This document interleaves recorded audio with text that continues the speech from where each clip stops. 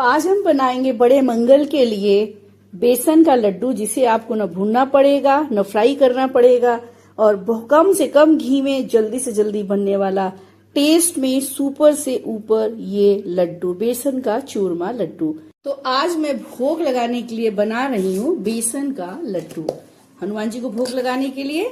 तो उसके लिए मैं लूंगी एक मिक्सिंग बाउल और इसमें डालूंगी बेसन। तो ये है 1 कप और अब ये है दूसरा कप।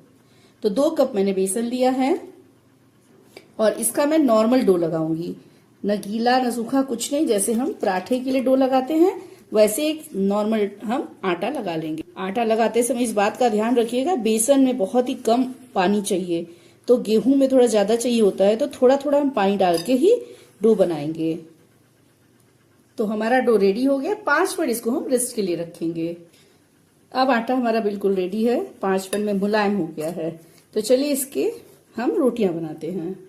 तो इसके लिए हम किसी हार्ड बर्तन पे, किसी हार्ड चीज पे इसको हम बेलेंगे।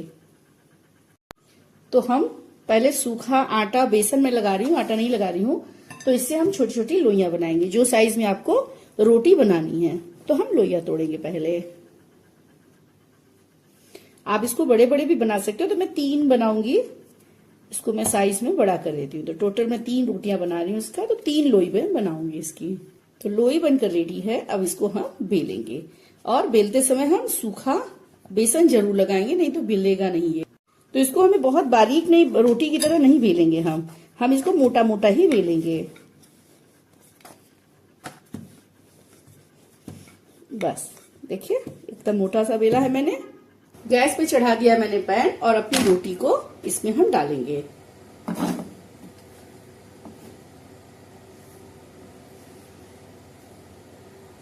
एक तरफ हमारी रोटी हो गई है, इसमें हम हल्का सा लगाएंगे घी। घी इसलिए लगा रहे हैं, जरूरी नहीं है, क्योंकि ये प्रसाद बना रहे हैं तो रोटी हमारे यहाँ कहते हैं कच्चा खाना है। अगर पराठे के रूप में हो गया तो ये पक्का खाना है, तो ये जूठा नहीं माना जाता। तो इसलिए मैं इसमें हल्का सा घी लगा दे रही हूँ और स्वाद तो बढ़िया हो ही जाएगा। तो अब हमारा बेसन का पराठा बनकर रेडी है। चलिए इसी तरह अपने सारे पराठे सेक लेते हैं। तो अब हमारा पराठा ये सेक कर रेडी है, इसको हम किसी बर्तन में निकाल लेंगे।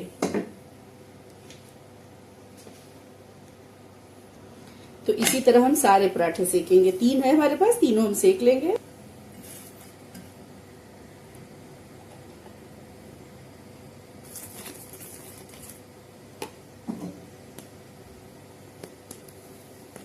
तो ये देखिए हमारी बेसन की रोटी अच्छे से फूल गई है।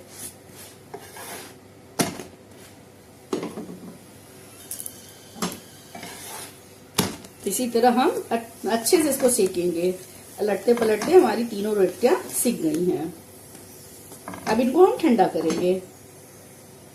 अब हमारे पराठे सीख गए। इसी पैन पे मैं भूनूंगी ये थोड़े से कटे हुए बादाम, और 1 चम्मच इसी बादाम के साथ मैं डाल दूंगी इसमें ये तरबूज का बीज है। ये आपका खरबूजे का वो डाल दीजिए, मेरे पास खरबूजे का बीज है नहीं, तो मैंने तरबूज का डाल दिया है।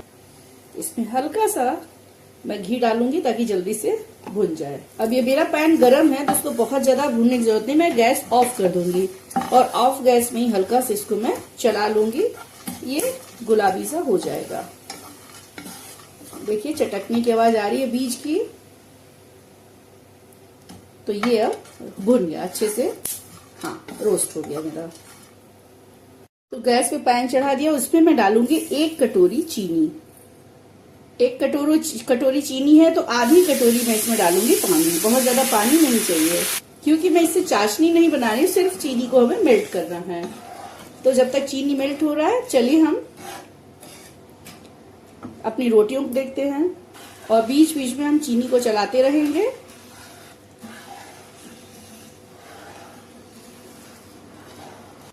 तो हमारी रोटी ठंडी हो गई और पराठा बोल सकते हैं इसको। अब इसको हम टुकड़ों में तोड़ लेंगे। इसको बहुत अच्छे से ठंडा करेंगे। तो फ्रेंड्स हमारी सारी रोटियां मैंने तोड़ ली है। इसको मैं एक मिक्सी के जार में डालूंगी और मोटा मोटा इसको पीसूंगी। मोटा इन सेंस बहुत बारीक पाउडर नहीं करना है। तो फ्रेंड्स आप देख सकती हैं कि ये मैंने दरदरा पीस लिया है। और हमारी चाशनी भी रेडी है। चलिए मैं चाशनी दिखाती हूँ। तो ये चाशनी देखिए रेडी है। देखिए एक तार, कुछ भी तार नहीं, जस्ट गाढ़ी गाढ़ी सी चाशनी बनी हुई है। और इसमें मैंने हल्का सा कलर डाल दिया, ऑरेंज कलर। और इसको हम ठंडा करेंगे अब। तो एक बर्तन हम लेंगे, उसमें हम सब अपना जो ये रोटी का चूरमा बना हुआ है इसको निकालेंगे। और जो रोस्ट किया हुआ ये बादाम और तरबूज का बीज है वो इस सबको मिलाएंगे। इसमें डालेंगे हम इलायची पाउडर। तो इसमें इलायची पाउडर डालेंगे हम और सब कुछ अच्छे से हम मिला लेंगे। तो ये सब अच्छे से मिल गया है। अब इसमें हम डालेंगे देसी घी। हाँ, 2 चम्मच घी डालेंगे, नहीं तो ये बहुत ड्राई लगेगा। तो ये है 1 चम्मच और ये है 2 चम्मच। तो घी को भी हम अच्छे से मिला लेंगे इसमें, क्योंकि बेसन है, बेसन थोड़ा सा ड्राई होता है।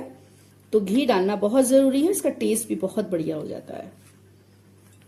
तो घी भी हमारा अच्छे से मिल गया है।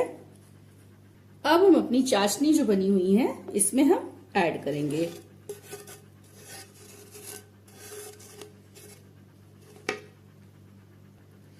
और सब कुछ बहुत अच्छे से हम मिला लेंगे। देखिए थोड़ा सा मैंने बचा दिया है, थोड़ा थोड़ा करके डालेंगे। अगर जरूरत हुई तो डालेंगे, अगर जरूरत नहीं है तो नहीं ऐड करेंगे। इसको अब हम हाथ से मिलाएंगे।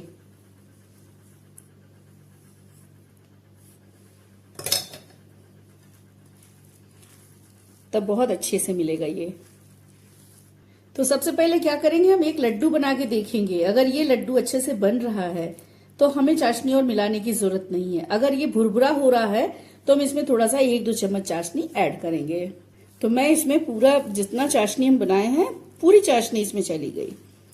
तो इसको हम अच्छे से मिलाएंगे। तो अब हम बनाएंगे इससे लड्डू। आप लड्डू का आप साइज क्या बनाना चाहती हैं अपने हिसाब से बनाइए। देखिए बहुत अच्छे से लड्डू बन रहा है ये। इस तरह हम अपने सारे लड्डू बना लेंगे। तो ये मेरा आखिरी लड्डू है, लड्डू बनकर रेडी है।